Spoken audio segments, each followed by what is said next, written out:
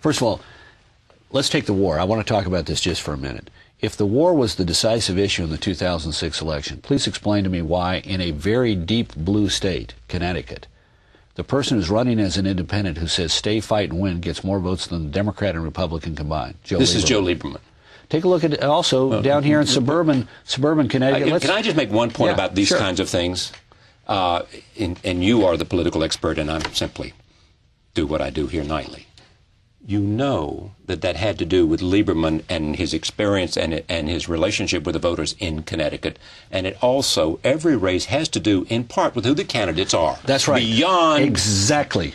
But if the candidate stands up and says, I believe with passion that this is the course that we must have in Iraq, and here's the reason why we must be concerned about the consequences of victory and the consequences of defeat, then people like Chris Shays in a district that John Kerry carried, who makes Iraq the centerpiece of his campaign, who loses the endorsement of the New York Times for the first time since he's ever run for office over the issue of Iraq, nonetheless wins. It's why Heather Wilson, sitting in a district in Albuquerque, New Mexico, carried by John Kerry, who's on the Armed Services and the Intelligence Committee, says, I believe in Iraq, and our policy must be to win and succeed there, wins despite enormous opposition. My point is this: if you could make a convincing case to the American people as to why you believed in Iraq, you could win. Tell me what your bottom line of your point is. My bottom line is if you take a look at it, the #1 issue is corruption, the #2 issue is spending, and Iraq was #5, and a distant 5th.